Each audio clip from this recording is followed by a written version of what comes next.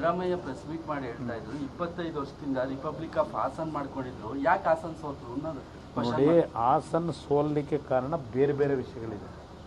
ಅದು ಕಾಂಗ್ರೆಸ್ನ ಗೆಲುವಲ್ಲ. ಅದು ಹಾಸನದಲ್ಲಿ ಗೆದ್ದಿರತಕ್ಕಂಥದ್ದು ಕಾಂಗ್ರೆಸ್ನ ಗೆಲುವಲ್ಲ. ಅದು ಅವರು ಇದೊಂದು ಚುನಾವಣೆಯ ಫಲಿತಾಂಶ ಏನಿದೆ, ಫಲಿತಾಂಶ ಅವರು ಕಾಂಗ್ರೆಸ್ನ ಅಭ್ಯರ್ಥಿ ಚುನಾವಣಾ ಫಲಿತಾಂಶದ ಘೋಷಣೆ ನಂತರ ಮೊದಲು ಯಾರ ಮನೆಗೆ ಹೋದರು? ಕಾಂಗ್ರೆಸ್ ನಾಯಕರು ಮನೆಗೆ ಹೋದ್ರು, ಯಾರ ಮನೆಗೆ ಹೋದರು? ಪೆಂಡ್ರೈವ್ ವಂಚಿತರ ಮನೆಗೆ ಹೋದ್ರು, ಯಾರ ಮನೆಗೆ ಹೋದರು?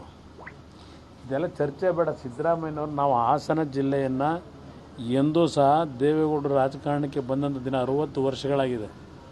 ಎಂದೂ ಸಹ ಹಾಸನ ಜಿಲ್ಲೆಯ ರಾಜಕಾರಣದಲ್ಲಿ ದಬ್ಬಾಳಿಕೆಯ ರಾಜಕಾರಣ ನಾವು ಮಾಡಲಿಕ್ಕೆ ಹೋಗಿಲ್ಲ ನಮ್ಮ ಕುಟುಂಬದಲ್ಲಿ.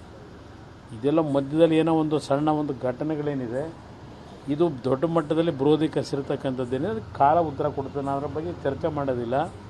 ಆದರೂ ಒಂದು ಮಾತನ್ನು ಹೇಳ್ತಾನೆ, ಹಾಸನ ಜಿಲ್ಲೆಯ ಜನತೆಗೂ ನಮಗೂ ಇರ್ತಕ್ಕಂಥ ಬಾಂಧವ್ಯವೇ ಬೇರೆ.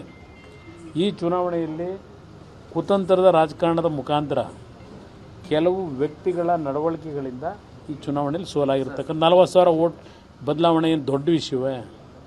ಇವತ್ತು ಆ ರೀತಿ ಹೋದರೆ ರಿಪಬ್ಲಿಕ್ ಅಂತಕ್ಕಂಥದ್ದು ನೀವು ಕೇಳೋದಾದರೆ, ಇವತ್ತು ಬೆಂಗಳೂರು ಗ್ರಾಮಾಂತರದ ರಿಸಲ್ಟ್ ಇದೆಯಲ್ಲ, ಅದನ್ನು ಹೇಳಿ. ಸಿದ್ದರಾಮಯ್ಯವ್ರಿಗೆ ಹೇಳ್ತಕ್ಕಂಥದ್ದು ಬೆಂಗಳೂರು ಗ್ರಾಮಾಂತರದ ರಿಪಬ್ಲಿಕ್ ಏನಿತ್ತು, ರಾಮನಗರ ಜಿಲ್ಲೆಯ ರಿಪಬ್ಲಿಕ್ ಅಂತಕ್ಕಂಥದ್ದೇನು ಇಟ್ಕೊಂಡಿದ್ರು, ಅದಕ್ಕೆ ಇವತ್ತು ಬೆಂಗಳೂರು ಗ್ರಾಮಾಂತರ ಜಿಲ್ಲೆಯ ಜನತೆ ಡಾಕ್ಟರ್ ಮಂಜುನಾಥ್ ಅವರಿಗೆ ಇವತ್ತು 2,65,000ಕ್ಕೂ ಹೆಚ್ಚಿನ ಬಹುಮತ ಏನಿದೆ, ಅಲ್ಲಿಯ ರಿಪಬ್ಲಿಕ್ ಆಡಳಿತವನ್ನು ಇವತ್ತು ಕೊನೆಗೊಳಿಸಿದ್ದಾರೆ ಅಂತಕ್ಕಂಥ ಹೇಳಿದ್ರೆ ನಾನು ಮುಖ್ಯಮಂತ್ರಿ ಹೇಳಿದ್ರೆ ಒಪ್ಕೋತೀನಪ್ಪ.